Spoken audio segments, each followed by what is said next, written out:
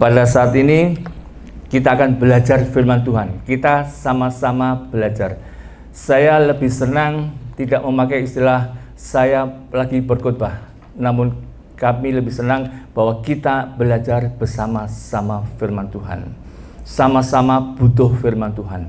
Sama-sama mau belajar, baik pendengar maupun yang sampaikan firman. Kita sama-sama murid Yesus yang mau belajar. Tidak ada pendeta yang sudah super kumlot sehingga bisa mengetahui semua firman. Semuanya harus belajar. Karena firman ini tidak hanya bisa kita mengerti, namun harus kita lakukan dalam kehidupan kami. Kalau mengerti firman bisa dipelajari, namun untuk menghidupi firman itu yang agak repot. Dan itu proses seumur hidup yang harus kita lakukan.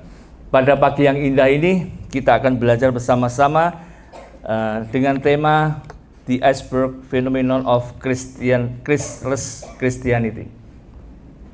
The Iceberg Phenomenon of Christless Christianity.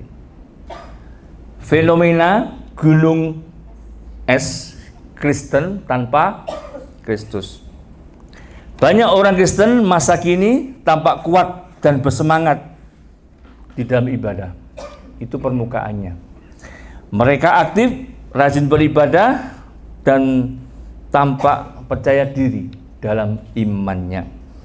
Namun kenyataannya di bawah permukaan yang tersembunyi ada hal-hal yang mengerikan yang tidak kita sadari. Perlahan-lahan umat Tuhan menjauh dari Kristus. Kehidupan yang perlahan-lahan menjauh dari Kristus.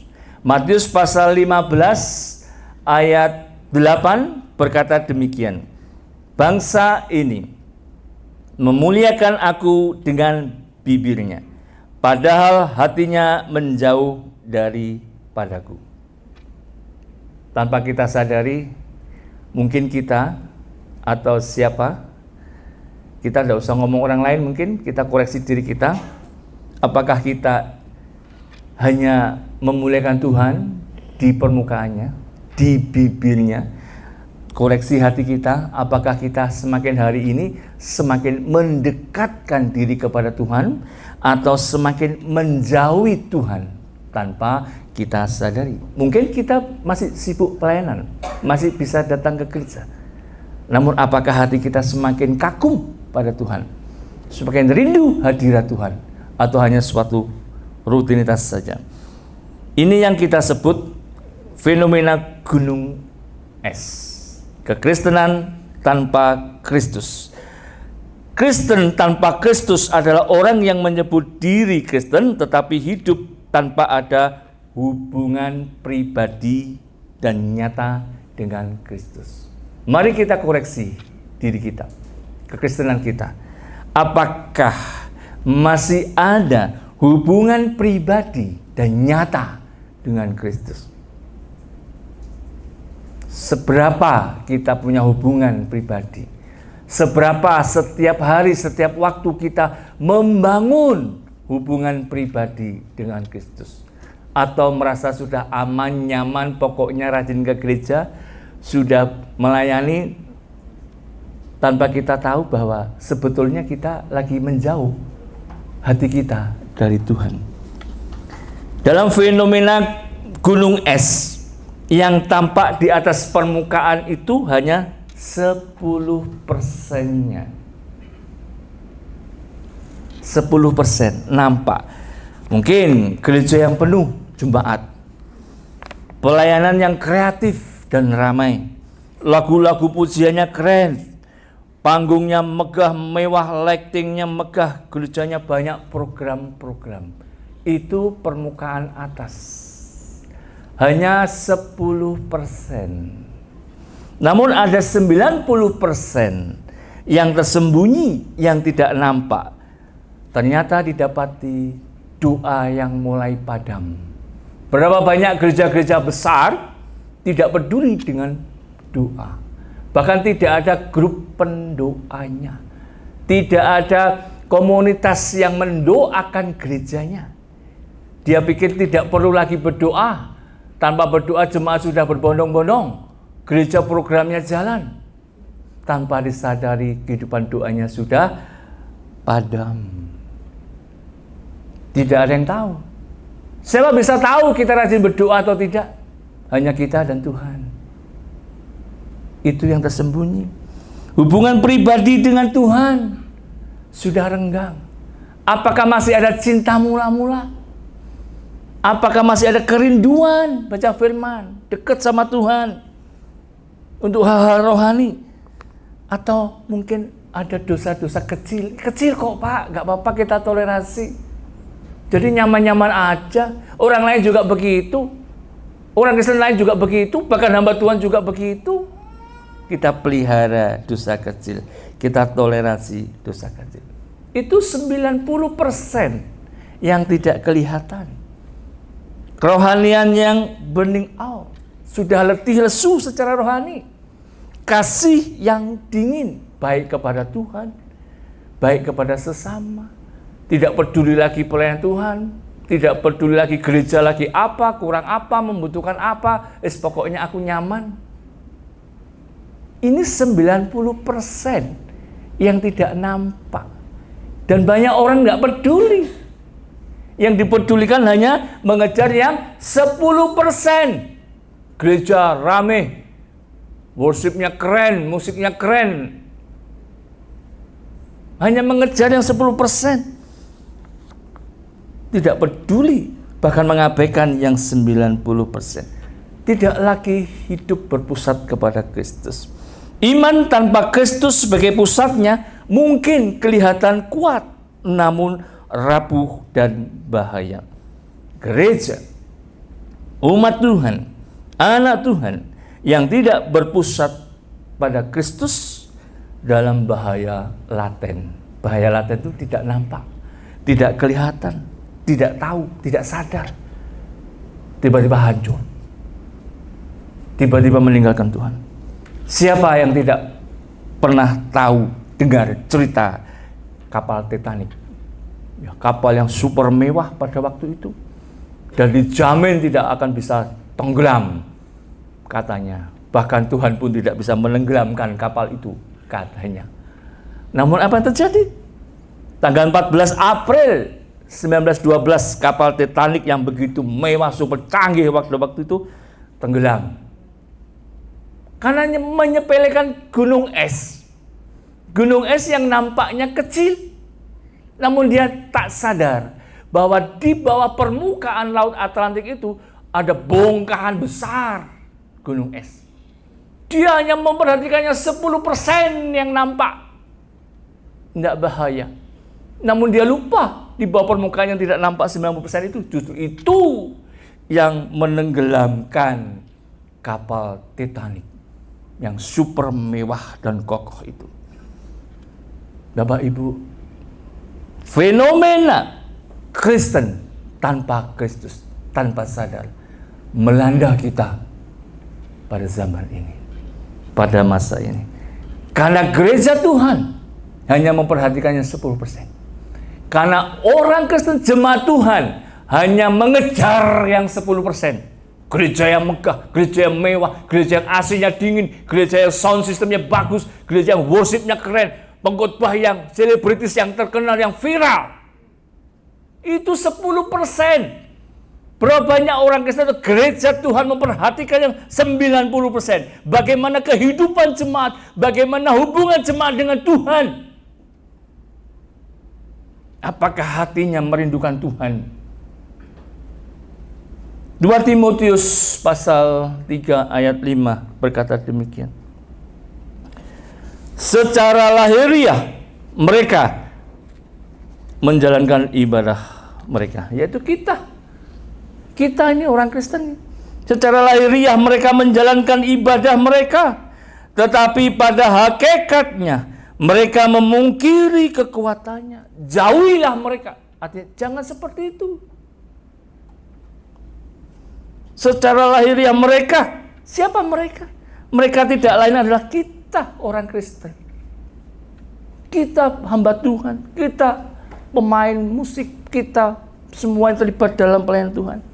Kita orang Kristen. Siapa orang Kristen itu? Kisah Para Rasul pasal 1 ayat 26 berkata demikian. Di Antiochialah murid-murid itu untuk pertama kalinya disebut orang Kristen. Kata orang Kristen dalam bahasa Yunani dari kata Kristianos. Kristianos. Kristos artinya Mesias atau yang diurapi. Ianos milik atau pengikut.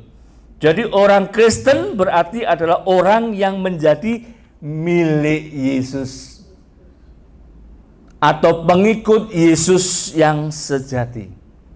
Berarti sebutan Kristen bukan diberikan oleh gereja atau agama Kristen, tapi oleh mereka yang melihat orang-orang, yaitu para murid yang hidupnya mencerminkan Kristus, yang gaya hidupnya menirukan Yesus. Itu disebut orang Kristen. Bagaimana dengan kita? Bisakah kita tanpa kita ngomong orang Kristen, tanpa pakai simbol-simbol salib, orang bisa melihat bahwa kamu itu pasti orang Kristen? Dari apa? Dari gaya hidupmu, cara berpikirmu, karaktermu. Adakah seperti itu Masihan? Bukankah kita sering lihat wong Kristen kok podo wae mbek wong dunia? Hamba Tuhan kok podo wae. Pekerja Tuhan kok podo wae hidupnya dengan orang yang belum pelayanan dan lain sebagainya. Nama Kristen, gelar Kristen bukan sekedar nama, tetapi pengakuan dari orang atas kehidupan kita. Jadi orang Kristen itu adalah orang yang hidupnya berpusat kepada Kristus. Artinya apa? Hidupnya mengikuti ajarannya Kristus. Bukan filsafat dunia, bukan dongeng, bukan tradisi, tapi mengikuti ajaran Kristus. Bukan filsafat, tapi ajaran Kristus. Ajaran Kristus yang bagaimana, Pak? Yang ada di Alkitab. Ini ajaran Yesus. Di luar Alkitab, bukan. Hanya Alkitab. Final, ini ajaran Kristus. Yang menjadi tuntunan pimpinan kita dan cukup menuntun hidup kita mengenal pribadi Yesus sampai pada kekal. Bukan cukup mengikuti ajaran Kristus, namun harus meneladani kehidupan Kristus, meneladani karakter Kristus. Kalau kita punya Bapa yang penuh kasih, penuh kekudusan dan kesucian, harusnya itu terefleksi dalam kehidupan kita. Itu orang Kristen yang meneladani hidup Kristus.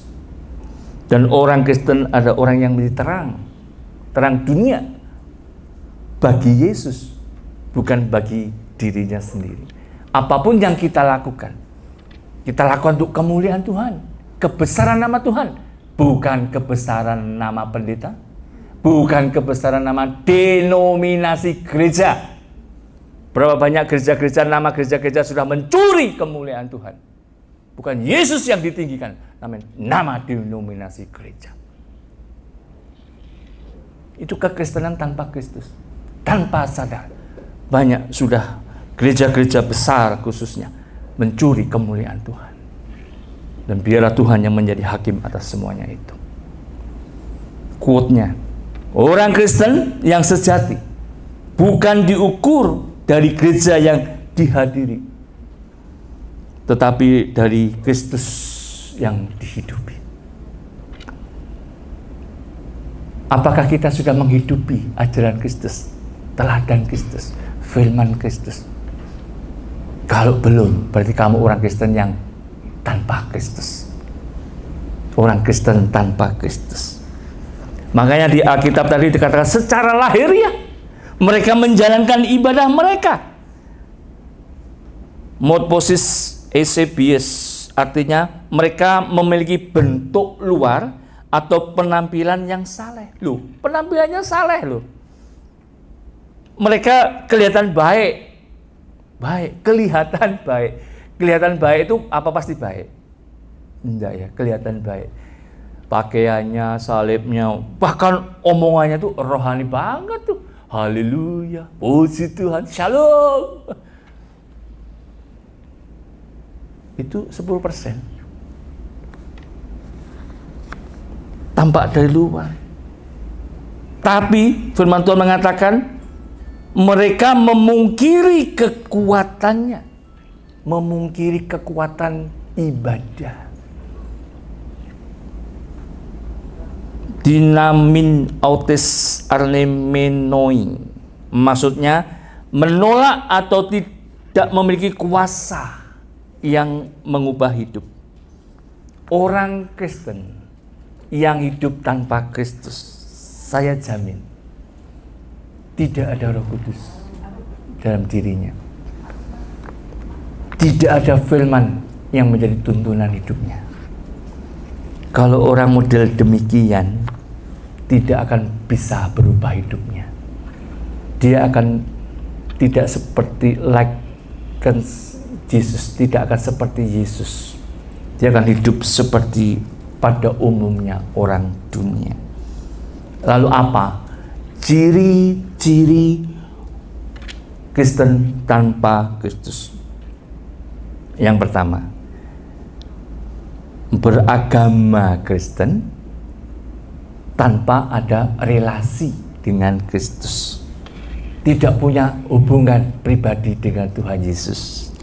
Matius pasal 15 ayat 8 tadi berkata, bangsa ini memuliakan aku dengan bibirnya, padahal hatinya menjauh daripadaku. Kristus tidak menjadi pusat keputusan hidupnya. Hidupku adalah aku. Apa yang aku mau, suka, aku lakukan. Pokoknya tidak merugikan orang lain, pokok aku happy, aku lakukan. Keputusan pribadi, bukan keputusannya Tuhan. Tidak mau bertanya kepada Tuhan. Tapi pusat hidupnya ada diri dan dirinya. Dan doa tidak lahir dari kerinduan hati. Doa hanya sebagai suatu kebiasaan. Gereja ke gereja melayani bukan suatu kebutuhan dan sebagai ucapan syukur kepada Tuhan, namun hanya sebagai rutinitas, ya sebagai orang Kristen, ya karena banyak waktu, ya karena supaya dilihat orang lain lebih bagus, supaya kelihatan lebih rohani.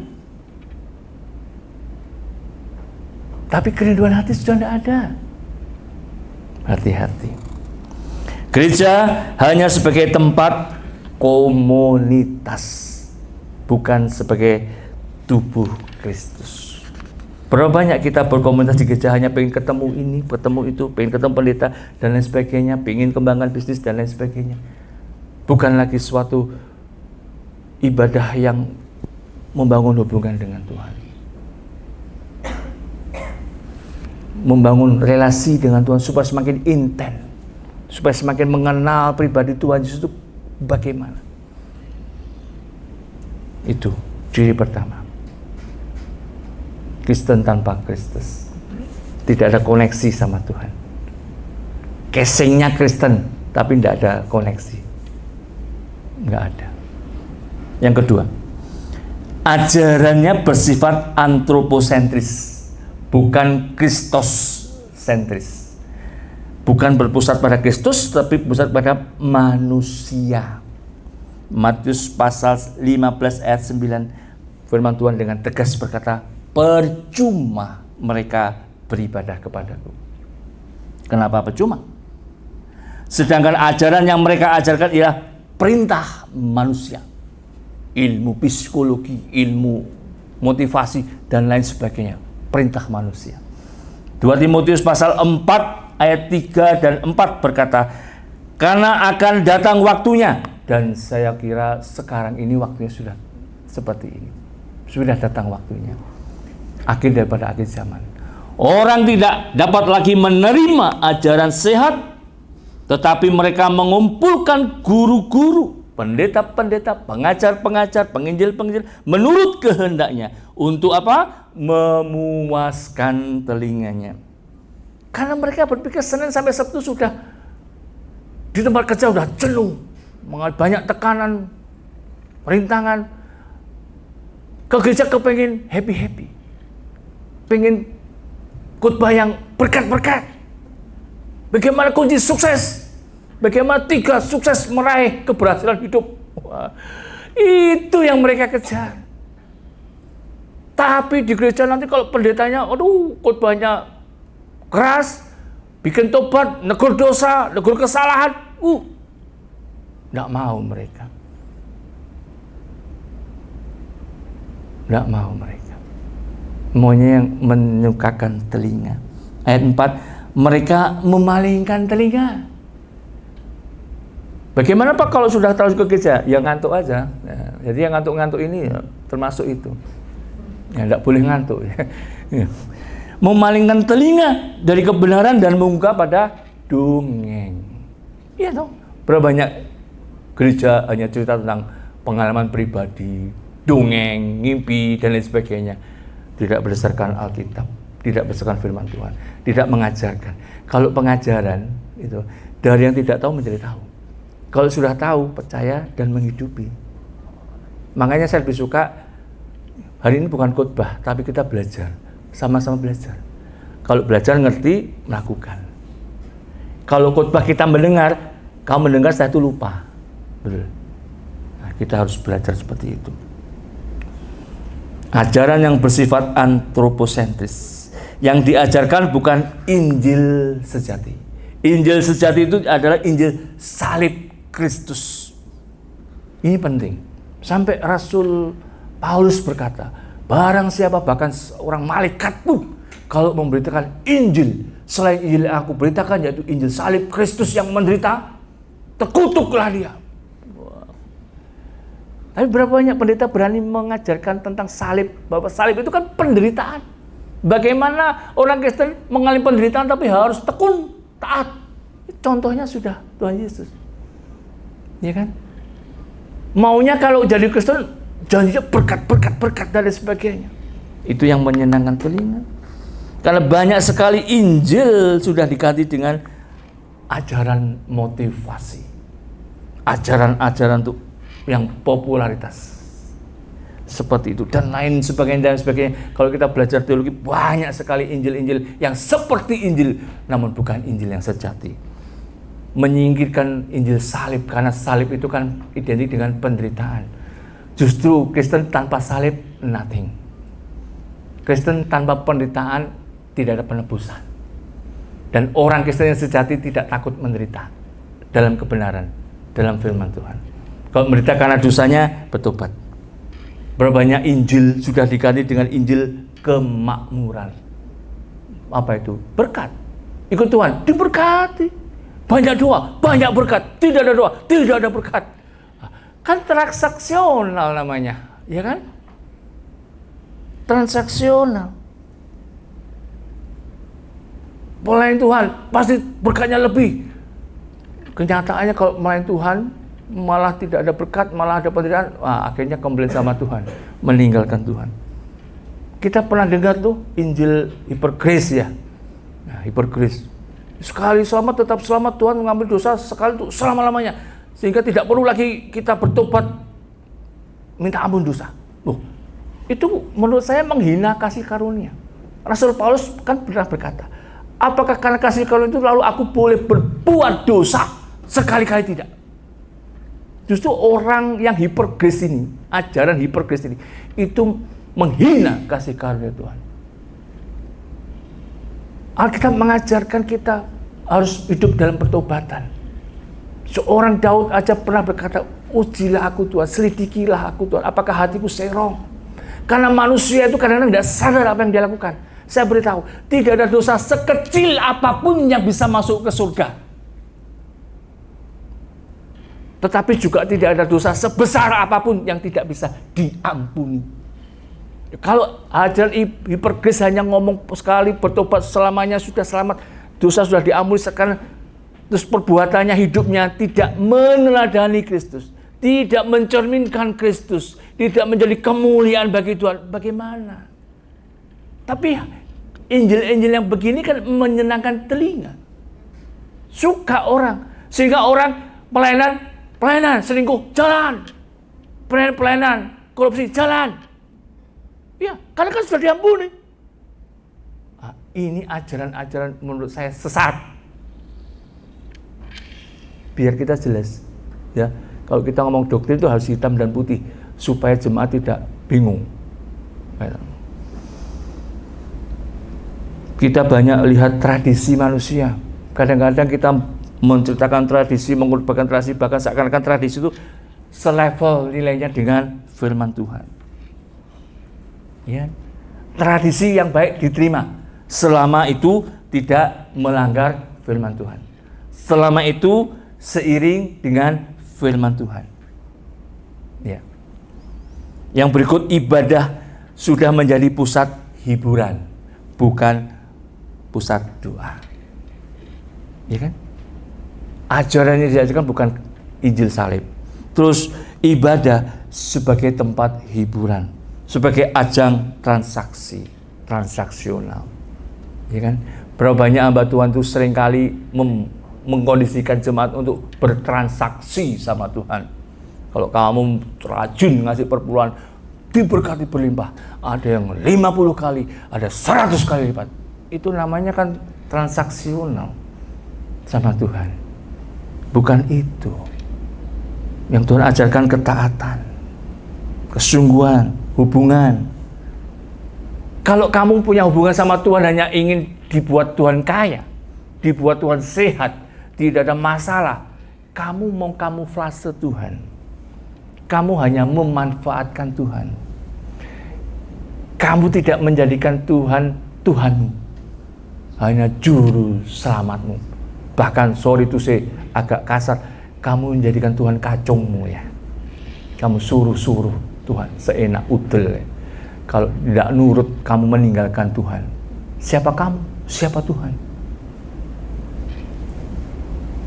Pelayanan sudah menjadi ajang penampilan, bukan penyembahan. Gitu. Berapa banyak gereja ribut masalah kostum. Wah, nanti jelek ini dia jemaat kurang bagus, kurang menarik.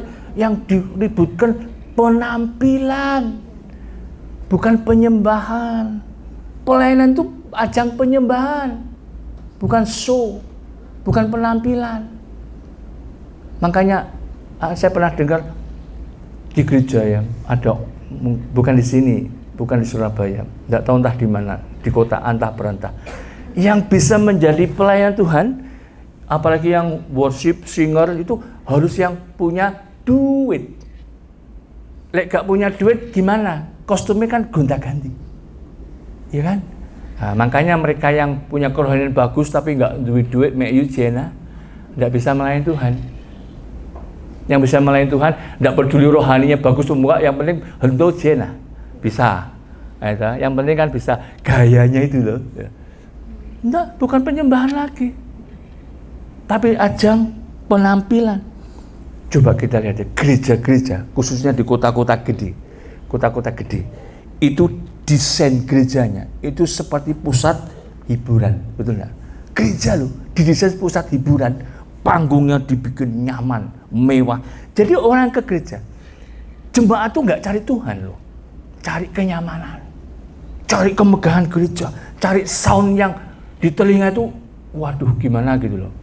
Makanya gereja sampai miliatan beli alat sound gitu. Jadi fokusnya bukan lagi penyembahan, fokusnya bukan lagi tempat doa. Jadi kalau jemaat sampai merinding gitu, bukan karena urapan Tuhan, bukan karena Roh Kudus bekerja, AC-nya kedinginan. Sampai merinding pikir lawatan Roh Kudus, bukan. Seperti itu. Makanya tidak heran ya, ini salahnya gereja juga ini, salahnya hamba-hamba Tuhan, para pengajar, karena ajarannya antroposentris, tidak mengajarkan jemaat punya relation pribadi dengan Tuhan. Makanya tidak heran orang Kristen hatinya sekarang lebih banyak cinta dunia daripada cinta Tuhan. Contoh Demas dalam 2 Timotius 4 ayat 10a. Karena Demas telah mencintai dunia ini dan meninggalkan aku, yaitu Rasul Paulus. Pertama ikut pelayanan, ikut pelayanan kok nggak suge-suge, ikut pelayanan kok nggak dapat PK, ikut pelayanan kok nggak dapat rezeki. Mendingan ke jalan yang lain. Akhirnya meninggalkan Paulus itu Dimas, ya kan? Berapa banyak ada sih pendeta-pendeta kalau diundang khotbah mesti tanya dulu. Aku sih nggak perlu amplop ya, yang penting isinya gitu ya. Jadi isinya itu berapa gitu loh, ya kan? Kalau isinya dipikir-pikir ya oke lah. Makanya tidak banyak pendeta-pendeta gede, tidak semua pendeta gede mau PK juga ya. Beberapa yang pendeta-pendeta matre itu ya, pasti menghitung untung dan ruginya. Dan dia memilih gereja yang PK-nya tebel isinya. Kalau PK-nya tipis, sibuk saya, jadwalnya penuh saya. Tuhan yang tahu hatinya. Itu yang 90%, orang lain tidak tahu. Pertanyaan mendasar sekarang, pertanyaan mendasar bagi kita. Bisakah kekristenan tanpa Kristus? Bisa nggak? Ini pendeta nanya ini. Bisakah kekristenan tanpa Kristus? Tidak bisa. Dengan jelas kita berani katakan kekristenan tanpa Kristus tidak bisa. Tapi ada. Banyak, bukan dikit. Banyak orang Kristen tanpa Kristus yang sesungguhnya tidak bisa. Sebab, kenapa nggak bisa? Sebab Kristus adalah inti dari kekristenan. Sebab Kristus adalah pusat dari kekristenan. Sebab Kristus adalah dasar dari kekristenan. Tanpa itu, bukan. Tanpa itu tidak bisa. Tidak bisa orang Kristen hidup tanpa Kristus. Tidak bisa kekristenan ada tanpa Kristus. Kita lihat beberapa pandangan teolog. Dietrich Bonhoeffer pernah berkata begini, agama tanpa Kristus adalah agama yang murah. Kristen tanpa Kristus itu agama murahan. Artinya apa? Nggak punya value. Nggak punya value kekekalan. Kalau agama Kristen tanpa Kristus tidak punya value, tidak punya harga sama sekali. Keagamannya hanya rutinitas, hanya duniawi. Tidak punya value kekekalan. C.S. Lewis berkata, Kristus adalah inti, bukan aksesoris. Dia berkata, banyak orang hidup seolah Kristus hanya sebagai tambahan hidupnya. Hidup ini nggak lengkap kalau ada Kristus, maka Kristus hanya sebagai tambahan. Tambahan itu aksesoris kan? Bukan menjadikan Kristus sebagai sumber kehidupan, sumber hidup. Ini yang C.S. Lewis katakan bahwa Kristen tanpa Kristus. Tuhan hanya sebagai aksesoris, sebagai tambahan. Seperti pemuda kaya yang datang kepada Yesus. Guru yang baik, apa yang harus aku lakukan untuk beroleh hidup yang kekal? Dia sudah punya segalanya kan? Dia sudah punya harta kan? Tapi dia sadar bahwa dia tidak punya hidup kekal. Datang kepada Yesus, apa yang harus dilakukan untuk berhidup yang kekal? Maunya Yesus ditambahkan untuk hartanya. Aku sudah kaya ini, yang kurang Yesus, yang kurang hidup kekal. Nah, maunya kekal ditambahkan dengan kekayaannya itu. Jadi Yesus plus kekayaan. Namun Yesus berkata apa? Jual segala milikmu, lalu ikut aku. Ada yang berani seperti ini? Ada yang berani melakukan ikut Yesus jual segala milik? Ada yang berani? Kita kadang-kadang ngelok-ngelok orang kaya ini goblok, kok nggak mau ikut Tuhan. Akhirnya mereka nggak ikut Tuhan tuh, orang kaya itu, karena banyak hartanya. Ya. Ini kesalahan orang muda ini kan nantang Tuhan. Ya. Makanya Tuhan ngomong jual segala milik. Orang kaya kalau melekat hartanya sama kekayaan, dia tidak bisa mencintai Tuhan sepenuhnya. Percaya sama saya. Karena firman Tuhan sudah jelas ngomong, tidak bisa kamu mengabdi atau tidak bisa kamu cinta kepada dua tuan. Betul ya? Yesus sama uang, harta, tidak bisa. Ya, John Stott berkata, Kristus harus menjadi Tuhan bukan hanya juru selamat. Jadi jadikan menurut John Stott, Kristus harus menjadi Tuhan, bukan hanya juru selamat. Ya. Kristus harus menjadi Tuhan, bukan hanya juru selamat. Banyak orang Kristen maunya Yesus sebagai juru selamat, ya, sumber berkat, tapi tidak mau jadikan Yesus sebagai Tuhan. Makanya kalau kita mengundang orang terima Yesus, kan terima Tuhan Yesus sebagai Tuhan dan juru selamat pribadi. Kekristenan tanpa penundukan diri kepada Kristus adalah kekristenan palsu, tambah religius tapi kosong. Kalau kita menjadikan Kristus Tuhan, berarti kita harus ada submisif, hati yang tunduk, taat pada ajaran dan kehidupan Kristus. Kalau kita menjadikan Kristus Tuhan. Tapi kalau kita hanya menjadikan Kristus sumber berkat, sumber keselamatan, akhirnya tidak mau tunduk pada Tuhan. Nah, itu bukan Kristen yang sejati. Bahkan di aliran evangelical berkata, Kristen tanpa Kristus dianggap sebagai agama lahiriah tanpa kelahiran baru. Artinya tidak mengalami perjumpaan pribadi dengan Yesus. Setiap orang Kristen, setiap anak Tuhan harus mengalami perjumpaan pribadi dengan Tuhan. Kalau kamu hanya setiap minggu jumpa sama Pak Gembala, hidupmu nggak berubah.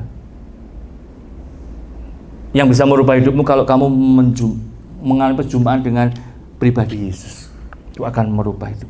Kenapa banyak orang Kristen tidak bisa berubah hidupnya? Karena setiap minggu hanya ketemu sama hamba Tuhan. Kalau hamba Tuhan lagi ke Jakarta, ketemunya hanya sama istrinya hamba Tuhan. Mengalami hidupmu nggak berubah. Harus ketemu sama Tuhan. Ada gembala, tidak ada ibu gembala, ketemu sama Tuhan, hidupmu berubah. Billy Graham pernah berkata, Churchianity, artinya orang Kristen lebih setia pada kegiatan gereja daripada setia kepada Kristus. Seorang A.W. Tozer berkata, Kristen tanpa Kristus adalah bentuk tanpa isi. Dia mengatakan, we can have a full church. Kita bisa punya jemaat banyak, tetapi empty heart, tapi hati yang kosong. Kekristenan sejati diukur bukan dari keramaian ibadah gereja, tapi sejauh mana nama Kristus jadi pusat hidup. Yang penting. Banyak hal. Aliran kontemporer berkata, Kristen tanpa Kristus menggambarkan kekristenan kultural atau nominal. Agama Kristen karena identitas sosial atau warisan keluarga, bukan karena hubungan pribadi dengan Kristus. Dalam aliran reform, kekristenan tanpa Kristus adalah hasil iman tanpa pertobatan. Kalau Kristen tanpa pertobatan tidak ada hubungan dengan Tuhan. Martin Luther pernah berkata, keselamatan bukan karena tradisi atau perbuatan, tapi iman yang hidup di dalam Kristus. Sola fide solus Christus. Calvin berkata, Kristen tanpa Kristus adalah bentuk ibadah yang mati, karena tanpa Kristus tidak ada anugerah yang bekerja di hati manusia. Itu. Nah, ini yang sedikit terakhir. Waktunya sudah berjalan terus ya. Nah, pertanyaan terakhir, apa akibatnya kekristenan tanpa Kristus? Apa akibatnya? Mengerikan. Pertama, ditolak Tuhan. Tuhan berkata, aku tidak mengenal kamu. Bukan orang yang mengatakan Tuhan. Kamu tidak melakukan perintah Tuhan, tidak punya hubungan sama Tuhan. Sekalipun kamu ngomong, bukankah aku berdoa demi namamu? Bukankah aku bikin mukjizat demi namamu? Bukankah aku berkorban demi namamu? Bukankah aku melakukan selain demi namamu? Namun kalau kamu tidak punya hubungan pribadi dengan Tuhan, ditolak oleh Tuhan. Dan dimutahkan oleh Tuhan. Karena suam-suam kuku. Wahyu 3 ayat 16. Dan kekristenan tanpa Kristus menjadi agama tanpa Tuhan. Kalau agama tanpa Tuhan, berarti hidup serupa dengan dunia, ritual agamawi tanpa makna sejati, rohani akan mati, dan kering, pelayanan menjadi rutinitas. Dan yang parah lagi, kekristenan tanpa Kristus, kita tidak bisa mengenal Allah yang sejati. Kamu bisa mengenal Allah sejati melalui Kristus Yesus.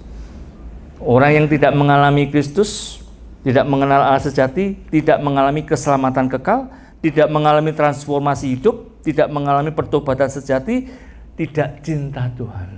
Lebih cinta pada diri ataupun dunia. Sigmund Freud berkata, banyak orang beragama tidak menjadi lebih baik. Banyak orang beragama tidak menjadi lebih baik. Hanya merasa lebih benar. Bukankah itu kita ya? Udah Kristen nih, udah pelayanan, merasa diri lebih benar dari orang lain. merasa diri lebih rohani dari orang lain, tapi hidupnya tidak lebih baik dari mereka, ya kan? Loh, hidup orang Kristen itu kadang-kadang tidak lebih baik dari orang yang tidak mengenal Tuhan, dari orang yang humanis, ya, gitu, yang begitu perhatikan pada sesama yang kekurangan, ngasih makan mereka dan sebagainya. Gereja mau ngasih makan orang, hitung-hitungan kan gitu. Kadang-kadang kita hanya merasa lebih benar, lebih baik, bukan merasa menjadi lebih baik di hadapan Tuhan. Voltaire berkata, saya hanya punya satu masalah dengan kekristenan, terlalu sedikit orang yang sungguh-sungguh Kristen. Jadi yang sungguh-sungguh Kristen itu sedikit, yang sungguh-sungguh Kristen. Lalu bagaimana solusinya? Tidak ada kata lain. Satu, kembali kepada Kristus. Kekristenan sejati kembali pada Kristus. Yohanes pasal 15 ayat 4. Tinggallah di dalam aku dan aku di dalam kamu. Sudah, ini aja kuncinya. Gereja kembali kepada Kristus.